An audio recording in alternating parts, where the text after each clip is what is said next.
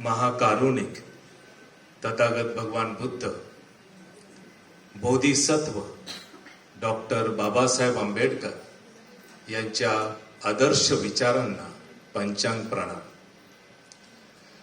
आजच्या कार्यक्रमाला उपस्थित असलेले आपण सर्वजण,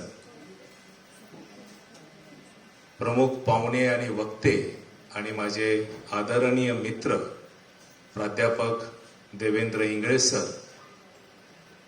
दान पारमिता फाउंडेशनचे अध्यक्ष सुनील खरे आणि त्याचबरोबर त्यांचं संपूर्ण कार्यकारिणी मंडळ, ॲडव्होकेट प्रतीक कर्डक आणि आपल्या सर्वांना सविनय जय भीम. आज विश्व धम्मलिपी गौरव दिवस आपण साजरा करत आहोत आणि त्यामुळं तुम्ही सब मानवाकान धम्मलिपीस मनसा सद इच्छामी, म्हणजे तुम्हा सर्वांना आज साजरा करत असलेल्या विश्व धम्मलिपी गौरव दिवसाच्या खूप खूप मनपूर्वक सदिच्छा. पाली भाषेमध्ये बोललो आणि धम्मलिपीमध्ये तुम्हाला लिहायचंय, कारण परीक्षा घ्यायची कशी. एवढे सगळ्यांना सर्टिफिकेट मिळाले, एवढे सगळेजण शिक्षक आहेत, ह्या शिक्षकांची परीक्षा घ्यायची कशी आणि ते खरंच उत्तीर्ण होत आहेत की नाही हे मला देखील पाहिजे. तर मित्रांनो, हा जो संवाद आहे, ज्या भाषेत आपण बोलतो, ज्या लिपीमध्ये आपण लिहितो, जर आपण विचार केला तर प्राचीन काळी मानवाला जेव्हा आपल्या भावना व्यक्त करायच्या होत्या त्यावेळेस त्यांनी काय व्यक्त केले असेल. आज जर आपल्याला राग आला, कुणावर प्रेम करायचंय, कुणाचा द्वेष करायचा आहे, तर आपण आपल्या त्या भावना व्यक्त करतो, त्या शब्दरूपाने करतो, ऍक्शनने करतो किंवा लिहून कळवतो. विचार करा, 25-30 हजार वर्षापूर्वी मानवाने ते कशा व्यक्त केले असतात. ती परंपरा नेमकी काय होती, म्हणजे त्याची जिथं बोलणंच, म्हणजे त्यावेळेस शब्दच तयार झाले नव्हते, भाषाच तयार झाली नव्हती, त्यावेळेस त्यांनी व्यक्त करण्याचे साधन काय होतं. आणि ह्याचे संदर्भ आपल्याला मध्य प्रदेश येथील भीमबेटका या गुहांमध्ये सापडतात, ज्याला आजचे इतिहासकार चित्रलिपी असं नाव दिलेलं आहे. म्हणजे मनुष्य जेव्हा आपली भावना व्यक्त करतो तर ती व्यक्त करण्यासाठी ज्या वेळेस त्याच्याकडे भाषा किंवा लिपी नव्हती, ती भावना व्यक्त करण्यासाठी त्यांनी चित्रांचा आधार घेतला होता. खऱ्या अर्थानं लिपीची ही सर्वात प्राथमिक आणि प्रमुख अवस्था. म्हणजे आज बघा, म्हणजे गमतीचा भाग आहे हा, आज व्हॉट्सअपवर जर आपल्याला एखादी पोस्ट आवडली तर आपण काय करतो, लिहित नाही खूप छान पोस्ट, एवढं कष्ट कोण घेणार हो. आमठा राग आला तर एक चेहरा येतो, ते अगदी ओठ बीट खाली विली, आणि खूप राग आला तर लाल भडक चेहरा येतो, डोळे वटारलेले. म्हणजे हे जर प्रकार तुम्ही पाहिले तर मला असं वाटतं, सर मनुष्य पुन्हा 25 हजार वर्षापूर्वी तिकडेच त्या ठिकाणी येतोय परत. कारण व्यक्त करायचं कसं, तर आम्ही आता शब्दांमध्ये वाक्यांमध्ये व्यक्त करत नाही. आय लव्ह यू म्हणायचं असेल तरी नुसतं बदाम पाठवून देतो, काय गरजच नाही. त्या समोरच्या पोस्टवर राग आला तरी एक रागट चेहरा पाठवून द्यायचा, संपला विषय. फेसबुकवर पहा, ट्विटरवर पहा, व्हॉट्सअपवर पहा. म्हणजे ही जी भावना व्यक्त करण्याची पद्धत आहे, ही मनुष्याच्या जन्मापासून सुरुवात झालेली. आणि मग मनुष्याने जेव्हा भाषेला सुरुवात केली, तो जेव्हा बोलायला सुरुवात केली, तो फक्त आवाजाने बोलवायचा. म्हणजे आज उदाहरण द्यायचं झालं, त्या काळी कसे बोलवत होतील हे आपल्याला माहित नाही, कारण त्याचं काहीच डॉक्युमेंटेशन कोणी केलं नव्हतं, कारण तोपर्यंत भाषाच विकसित झाली नव्हती आणि लिपी विकसित झाली नव्हती. म्हणजे आज कुणाला बोलवायचं आपण काय बोलतो, ये एवढं बोलू शकतो. त्याला समोरच्याला कळतं यायचे, तो जात नाही. मग त्या काळी मानवाने असेच काहीतरी वेगवेगळे आवाज काढायची सुरुवात केली असेल. आणि जेव्हा दोन व्यक्ती समोरासमोर येऊन हे आवाजाची आदान प्रदान करत असतील आणि ते समजून चुकले असेल, हा मला आ बोलवतोय म्हणजे ये, हा मला जा म्हणतोय म्हणजे जा, हा मला बस किंवा काहीतरी शब्द करत असेल, तो आवाज काढत असेल, तो म्हणजे बस. हे जेव्हा त्याच्या भावना एकमेकांना कळायला सुरुवात झाल्या त्याच्या त्या आवाजावरनं, त्यावेळेस खऱ्या अर्थानं भाषाची बोलण्याची सुरुवात झाली. आणि हे जेव्हा आवाज एका विशिष्ट लयबद्ध प्रमाणे, म्हणजे काय आवाज कंठस्थ म्हणजे घशातनं काढले गेले, काय नासिकेतनं काढले गेले जे णचा उच्चार जास्त होतो, काही जिभेतनं काढले गेले, काही जीभ जेव्हा आपल्या टाळ्याला लागत होती त्यावेळेस टाळूला, त्यावेळेस काही आवाज काढले गेले. आणि हे जेव्हा त्यांनी आवाजाला सुरुवात केली, वेगवेगळ्या प्रकारचे व्हायब्रेशन्स तयार करून जेव्हा त्यांनी आवाज निर्माण केली, तेव्हा खऱ्या अर्थानं भाषेला सुरुवात झाली. म्हणजे केवळ आवाजरूपी भाषा किंवा शब्द यांना जेव्हा त्यांनी दृश्य स्वरूपामध्ये मांडण्याची सुरुवात केली, तेव्हा खऱ्या अर्थानं लिपीला सुरुवात झाली. आणि ही लिपीची परंपरा ती प्राचीन काळापासून सुरुवात आली. तिची योग्य ती डेव्हलपमेंट होत गेली, संक्रमण अवस्थेतनं ती पार होत गेली, रूपांतर होत गेलं तिचं. आणि सम्राट अशोकांच्या काळात येईस तोपर्यंत, बुद्धांच्या काळापर्यंत खऱ्या अर्थानं येईस तोपर्यंत ती लिपीबद्ध झाली. आणि म्हणून आपल्याला भारतातला सर्वात लिखाणाचा प्राचीन संदर्भ आपल्याला सापडतो तो सम्राट अशोक यांच्या शिलालेखाचा. त्याच्यापूर्वी भारतामध्ये कुठेही लिखापडी झाल्याचा कुठलाही पुरावा आपल्या समोर येत नाही. आणि म्हणून सम्राट अशोकांनी या देशामध्ये लिखाणाची परंपरा सुरू केली असं म्हणणं जास्त महत्वाचं आहे. भारतातल्या 99% इतिहासकार, पुरातत्व शास्त्रज्ञ, लिपीतज्ञ हे मान्य करत नाहीत. लिखाणामध्ये लिहितील परंतु ते मान्य करत नाहीये. कारण तसं मान्य करायचा प्रयत्न केला तर मग सम्राट अशोकांना महत्व दिल्यासारखं होईल. भारतातला सर्वात प्राचीन शिलालेख सम्राट अशोक यांचं जरूर लिखाण म्हणजे जरूर लिहिलं जातं, पण सम्राट अशोकांचा शोध 1915 साली लागला हे आपल्याला माहित नाही. इसवी सनापूर्वी 3ऱ्या शतकात होऊन गेलेला सम्राट, त्यांचा शोध आपल्याला 1915 साली लागतो. आणि इतक्या वर्ष ह्या देशामध्ये सम्राट अशोकांना झाकून ठेवलं जातं. ही कुठली पद्धत आहे रिसर्चची? आणि ज्या सम्राटानं भारताला शिलालेख दिले, ती लिपी दिली आणि त्या लिपीचं लिप्यांतरण खऱ्या अर्थानं जेम्स प्रिन्सेप नावाच्या अवलियानं, जो ब्रिटिश होता, अगदी 20व्या वर्षी जेम्स प्रिन्सेप भारतामध्ये नोकरीसाठी आला. का तर त्याचे वडील पण इथे नोकरीला होते. वडील म्हणाले, बाबा भारतात जा, तू भारतात जरा पैसा भरपूर मिळतोय ब्रिटिशांना, तू तिथं जाऊन नोकरी कर. जेम्स प्रिन्सेप ह्याचं इंजिनिअरिंग मध्ये जास्त डोकं होतं. त्याला काय, तो लिपीतज्ञही नव्हता, इतिहासकारही नव्हता आणि पुरातत्वविद पण नव्हता. तो एक इंजिनियर होता आणि तो भारतात आला. परंतु त्याचा इंटरेस्ट ह्या शिलालेखांमध्ये, नाण्यांवर असलेल्या डिझाईन मध्ये, कारण तो तिथं नाणे टांगसाळीत कामाला होता, ह्याच्यामध्ये डिझाईन असल्यावर त्याचा इंटरेस्ट असल्यामुळे त्यानं त्याच्यावर अभ्यास सुरू केला.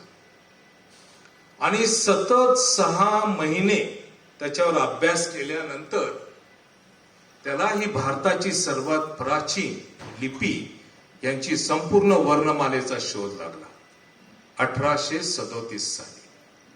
आणि त्यानंतर त्यावेळेस जेम्स प्रिन्सेपनं सांगितलं होतं की भारतामध्ये सम्राट अशोक नावाचा कोणतरी राजा होऊन गेलाय, परंतु त्याचे संदर्भ आम्हाला लागत नाहीये. एक ना एक दिवस ते शिलालेखांमध्ये सापडतील. त्यावेळेस कुणी काही म्हटलं नाहीये. त्याच्या कार्यालयामध्ये म्हणजे अलाहाबादमध्ये त्याचे जे कर्मचारी होते, ब्राह्मण कर्मचारी, जेव्हा अलाहाबादचा पिलर म्हणजे स्तंभ सम्राट अशोकांचा जेव्हा त्याचं वाचन झालं, तेव्हा जेम्स प्रिन्सेपनं त्याच्या कार्यालयातल्या ब्राह्मण पंडितांना विचारलं की बाबांनो, ही तर तुमची प्राचीन लिपी आहे, भाषा आहे, या लिपीचं नाव काय, हे लिपी कोणी लिहिली आहे?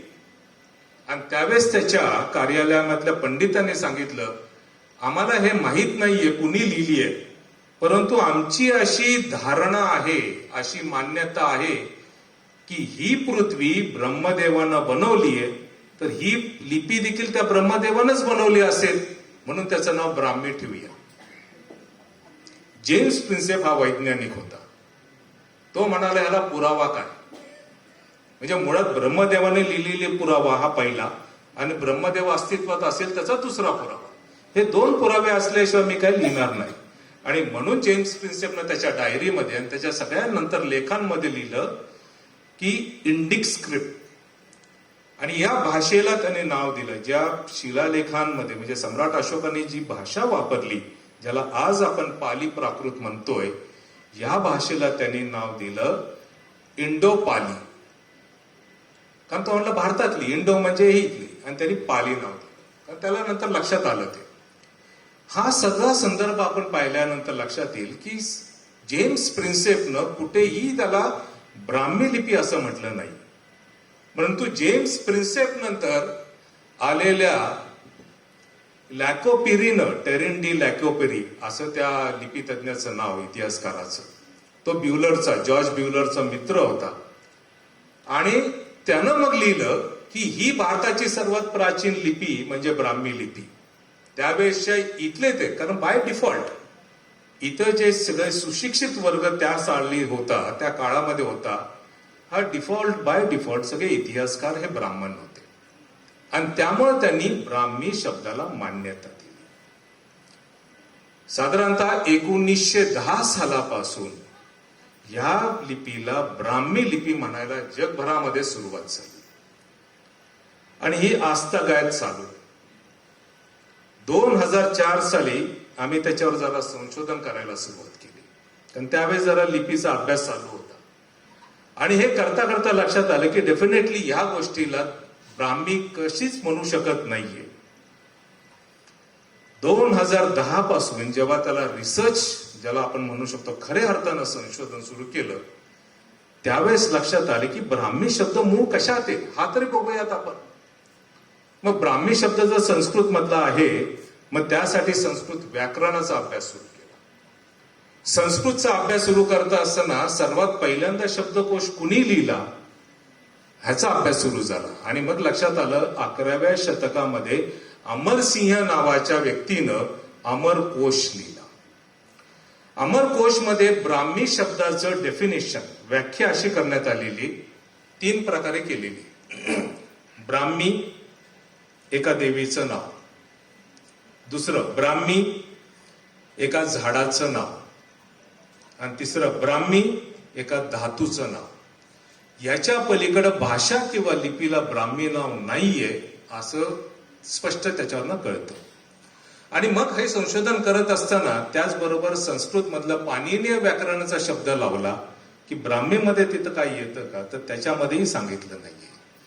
आणि मग लक्षात आलं की ब्राह्मी हा शब्द गेल्या 100-150 वर्षांमध्ये भारतीयांवर आणि जगावर थोपविण्यात आलेला आहे. आणि जेव्हा मग आम्ही त्याचा अभ्यास सुरू केला आणि मग सम्राट अशोकांचे शिलालेख आपल्या समोर येतात, तेव्हा सम्राट अशोकांचे शिलालेख सर्वात जी ओळ आहे, त्यांचे जे आतापर्यंत 45 शिलालेख सापडले, या 45 शिलालेखांपैकी 35 वेळा सम्राट अशोक लिहिता इयम धम्मलिपी देवानं पियेन पिये दस्यन्य रय्यो लेखापेती किंवा लेखापेता. ओके, मग हे इयम धम्मलिपी देवानं पियेन हे पुढचं, पण इयम धम्मलिपीचा अर्थ काय होतो? आणि इथल्या आपल्या इतिहासकारानं त्याचं भाषांतर केलं, हा धर्मलेख देवांचाही प्रिय राजा लिहितोय. मुळामध्ये धम्मलिपी आणि लेख, मग हे जेव्हा लक्षात आलं, मग मी म्हटलं काढा व्याकरण. आणि मग पाणिनी व्याकरण काढलं. त्याचबरोबर पाली भाषेतलं सगळ्यात प्राचीन व्याकरण जे होतं कच्छायन व्याकरण, ज्या कच्छायन व्याकरणचं संगायन भगवान बुद्धांच्याच हयातीत झालं आणि भगवान बुद्धांनी कच्छायन नावाच्या त्या भिक्खूला स्पष्ट शब्दात त्याचं अनुमोदन केल्याचा आपल्याला उल्लेख सापडतो. त्याचं पहिलं सूत्र कच्छायन व्याकरणचं आहे अख्खड अख्खड संयतो. अक्षर अक्षर संयतो म्हणजे प्रत्येक अक्षर हे संज्ञेचं प्रतीक आहे. हे पहिलं सूत्र आहे कच्छायन व्याकरणाचं, पाली भाषेतलं आणि भारतातलं सर्वात प्राचीन व्याकरण. आणि मग ह्या व्याकरणातले असलेले 150 सूत्र, पाणिनीचे सूत्र, आणि त्याच्यावर लक्षात आलं लिपी हा शब्द लिप धातूपासून तयार झालेला आहे. म्हणजे लिंपणे, गावात नाही का आपण शेणाने लिंपन करतो अंगण, त्याला लिंपणे म्हणतात. तर लिपी हा शब्द लिप धातूपासून तयार झालेला आहे आणि लेख धातू लिख धातूपासून तयार झालेला आहे. त्याचा अर्थ होतो लिपीच्या आधारे काहीतरी लिहिणं. आता विचार करा, लिपीचा अर्थ होतो अक्षर, लिंपणे, लिहिणे, आणि लेखचा अर्थ होतो लिपीच्या साह्याने लिहिणे. म्हणजे याचा अर्थ लिपी आणि लेख हे दोन वेगळे वेगळे शब्द आहेत. लिपी आणि लेख एकत्र होऊ शकत नाही. आणि मग तो पहिला पुरावा आम्ही सादर केला की इयम धम्मलिपीचा अर्थ असा नाही की धर्मलेख आहे. इयम धम्मलिपीचा अर्थ असा होतो या धम्मलिपीमध्ये, म्हणजे सम्राट अशोक ह्याच्या किती मोठी दूरदृष्टी होती हे लक्षात घ्या तुम्ही, की इसवी सनापूर्वी 250 साली लिहिलेल्या शिलालेखांमध्ये सम्राट अशोक लिहितात इयम धम्मलिपी देवान, म्हणजे ह्या धम्मलिपीमध्ये हा सम्राट लिहित आहे. तर त्यांना माहित होतं येणाऱ्या काळामध्ये कदाचित या लिपीचं नाव बदलेल, या अक्षर बदलतील, ही भाषा बदलेल. तर लोकांना हे कळायला हवं की कुठल्या लिपीमध्ये मी लिहिलेले. कारण कदाचित, म्हणजे माझा अनुमान आहे की सम्राट अशोकांच्या काळी, जसं आज भारतामध्ये अनेक भाषा आणि लिपी आहे, सम्राट अशोकांच्याही काळामध्ये अनेक लिपी असू शकतील. परंतु दगडावर व्यवस्थित कोरणारी लिपी कुठली, तर धम्मलिपी असेल. आणि म्हणून सम्राट अशोकांनी सगळ्यांचं कन्फ्युजन बाहेर काढण्यासाठी स्पष्ट शब्दात लिहिलं की ही लिपी नाही, ती लिपी नाही, ती लिपी नाही, इयम धम्मलिपी, या धम्मलिपीमध्ये मी हा शिलालेख लिहित आहे. त्यामुळे धम्मलिपीचा अर्थ धर्मलेख होऊ शकत नाही. धम्मलिपीचा अर्थ होतो याच धम्मलिपीमध्ये. ओके, त्यामुळे आतापर्यंत इतिहासकारानं जी आपली भळावण केलेली आहे ती अतिशय चुकीची आहे. म्हणजे धम्मलिपीचं सारायचं बाजूला म्हणून त्याला धर्मलेख म्हणायचा, आणि सम्राट अशोकांच्या शिलालेखांना हे रिलिजियस एडिक्ट्स म्हणजे धार्मिक लेख असं मानायचं. हे गेल्या 100-150 वर्षामध्ये झालेलं आहे, जे साफ चुकीचं आहे. सम्राट अशोकांचं एकही लेख धार्मिक नाहीये. सम्राट अशोकांचे प्रत्येक लेख हे नीती लेख आहेत, नीतिमत्ता शिकवणारे लेख आहेत. तो सरळ म्हणतो आई वडिलांची पूजा करावी, आई वडिलांची सेवा करावी, नोकर आजारी पडला तर नोकरांची सेवा करावी, भावांची सह्या करायची, नातलेवाईकांची सेवा करावी, त्यांना मदत करावी, हे नीतीपर लेख झाले. हिंसा करू नये, प्राणी हत्या करू नका, हे तो सांगतो. सम्राट अशोकांनी कुठेही धर्म नाही सांगितलेला, त्यांनी नीती सांगितली. आणि भगवान बुद्धांच्या तत्वज्ञानामध्ये हेच नीती, हे शील सगळ्यात महत्वाचं तत्व आहे. आणि म्हणून सम्राट अशोकांच्या शिलालेखांचं जेव्हा आपण वाचन करतो तर ते वाचन पारंपरिक इतिहासकारांच्या नजरेतनं न करता सम्राट अशोकांनी ज्या लिपीमध्ये हे शिलालेख लिहिलेत त्या लिपीचं मूळ तत्व घेऊन, त्या विचारांचं मूळ तत्व घेऊन आपल्याला पुन्हा एकदा सम्राट अशोकांच्या शिलालेखांची मांडणी करावी लागणार आहे. ते काम ट्रिब्युनल्सने हाती घेतलेलंच आहे. तुमच्यासारखे अनेक नवीन आणि तरुण साथीदार या सर्वांमध्ये जोडले जाणार आहेत, याचा मला खूप आनंद होतोय. कारण आज भारतामध्ये आणि साधारणतःपणे 3 देशांमध्ये धम्मलिपीचे खूप चांगल्या प्रकारे आपले अनेक मित्र तयार झालेले आहेत जे धम्मलिपीचा अभ्यास करतायत, इतरांना शिकवत आहेत. आणि हेच तर खरं या धम्मलिपीचं मूळ आहे. जी लिपी सम्राट अशोकांनी आपल्याला दिली होती त्या लिपीचा योग्य गौरव करणं हे खूप महत्वाचं आहे. जेम्स प्रिन्सेप यांनी ही लिपी जेव्हा शोधून काढली तर या जेम्स प्रिन्सेपला गेल्या 70 वर्षामध्ये केवळ अकॅडमिक लोक म्हणजे जे प्राध्यापक मंडळी होते किंवा ज्यांना पेपर सादर करायचा होता त्यांनी कधीतरी कुठेतरी त्याचं फक्त नोंद घेतलेली आहे. परंतु जेम्स प्रिन्सेपचा खऱ्या अर्थाने भारताने जितका आदर करायला पाहिजे होता तितका केलेला नाही. ज्या वाराणसी शहरामध्ये जेम्स प्रिन्सेपनं जवळपास आपले अर्ध आयुष्य भारतातलं काढलं त्या वाराणसी शहराने कधी त्याचा आदर नाही केला. तर वाराणसी मधले पूल, वाराणसी मधला ड्रेनेज, वाराणसी मधलं ते प्राचीन एक मस्जिद, वाराणसीतले रस्ते हे जेम्स प्रिन्सेपने डिझाईन केलेले आहेत. त्या वाराणसीने त्याचा कधी सत्कार नाही केला, कधी त्याचा उदो केलं नाहीये किंवा आदर नाही केला किंवा त्याचं स्मारक नाहीये. परंतु ज्या कलकत्त्याच्या टांगसाळेमध्ये राहून जेम्स प्रिन्सेपनं धम्मलिपीचा शोध घेतला, त्याची वर्णमाला शोधून काढली, त्या कलकत्त्यावासियांनी मात्र की भारतातला सर्वात प्राचीन लिपी शोधणारा एक ब्रिटिश मनुष्य म्हणून त्याचा सत्कार केला. आणि हुगली नदीच्या घाटावर जेम्स प्रिन्सेप घाटाचं एक खूप सुंदर पॅन्डल उभं केलंय. म्हणजे विचार करण्यासारखी गोष्ट आहे आपल्याला. आणि मग ते तिथनं पासून म्हणजे जेम्स प्रिन्सेपच्या मृत्यूनंतर तर आजपर्यंत खऱ्या अर्थानं त्याचा सन्मान, त्याचा सत्कार कधीच झालेला नाहीये सार्वजनिक स्वरूपामध्ये. आणि म्हणूनच ज्या जेम्स प्रिन्सेपनं भारताची सर्वात प्राचीन लिपी जी सम्राट अशोकांनी आपल्या शिलालेखामध्ये लिहिली त्याचा आदर, त्याचा सत्कार, त्याचा सन्मान करण्यासाठी त्याच्या जयंतीच्या दिवशी आपण विश्व धम्मलिपी गौरव दिवस म्हणून साजरा करतोय. आणि शेवटी त्याला अनुमोदन देणं खूप गरजेचं आहे ना.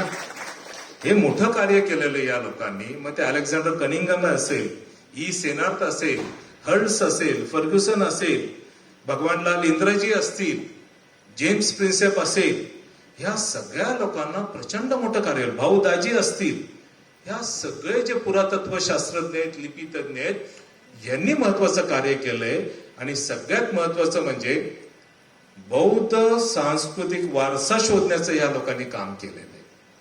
बुद्धिस्ट अँटिक्विटी शोधण्याचं काम केलेलं आहे. यांच्या प्रती साधुवाद, यांच्या प्रती अनुमोदन आपण नेहमीच दिलं पाहिजे. त्यामुळे मित्रांनो लक्षात घ्या, याच लिपीपासून पुढे अनेक साहित्य निर्माण झालं, अनेक भाषा निर्माण झाल्या, त्या भाषेमधलं साहित्य निर्माण झालं, अनेक मोठी एक चळवळ उभी राहिली ज्याला आपण म्हणू शकतो की विद्वान बनवण्याची चळवळ. भगवान बुद्धांच्या विचारधारानं जी प्रफुल्लित झाली आणि नालंदा सारख्या विश्वविद्यापीठामध्ये जी खऱ्या अर्थानं तिचा उत्कर्ष पावला. ही जी बौद्ध संस्कृती आहे, ह्या संस्कृतीमधनं आपल्याला अनेक वेगवेगळ्या प्रकारच्या विद्याशाखा दिल्या. या सर्व शाखा लिपिबद्ध करण्याचं काम त्या काळामध्ये केलंय त्या धम्मलिपीनं. आणि त्या धम्मलिपीचं रूपांतर आजच्या नागरी लिपीपर्यंत आलेलं आहे.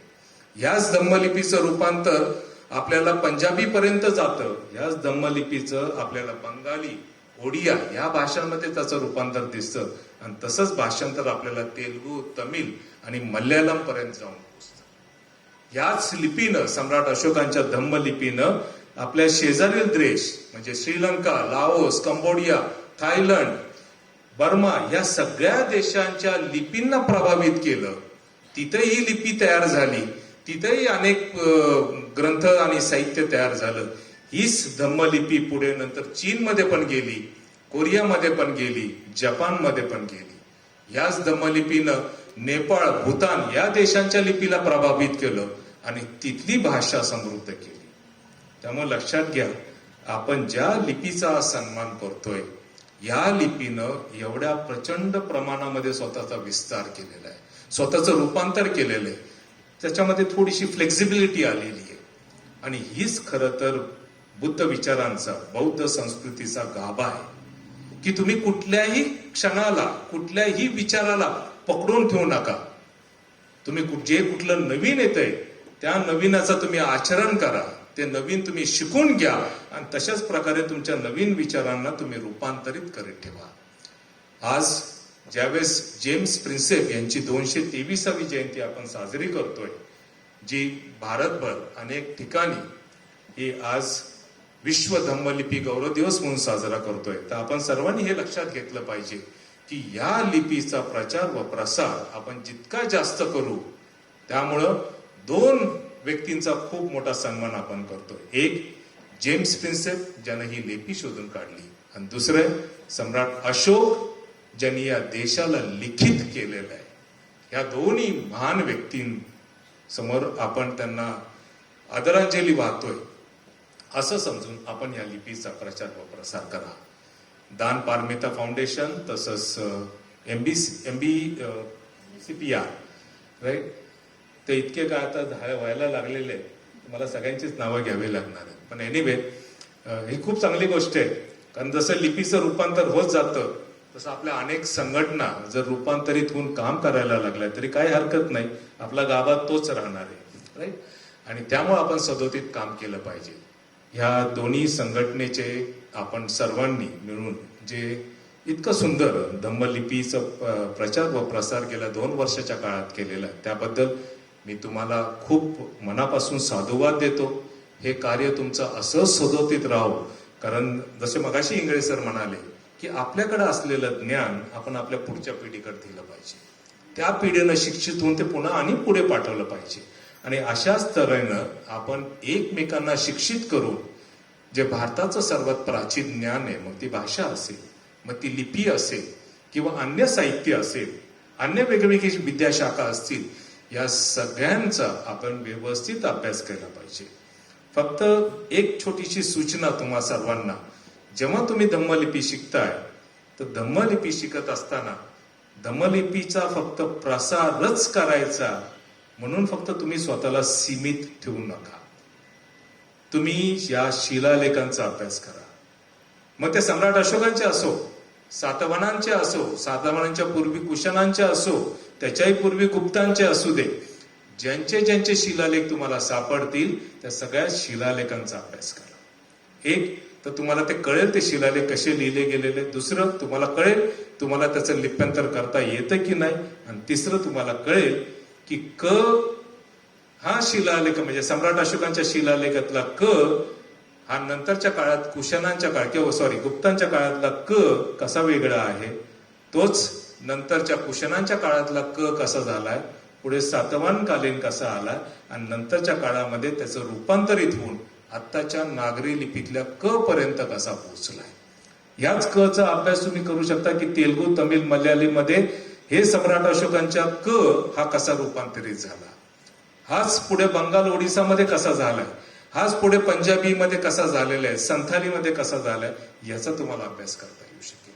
हा खूप प्रचंड अभ्यास आहे, आणि ज्या व्यक्तीनं हे आपल्याला लिखितपणे केलंय त्याच्याबद्दलचं अनुमोदन आणि साधुवाद आपण नेहमीच केलं पाहिजे.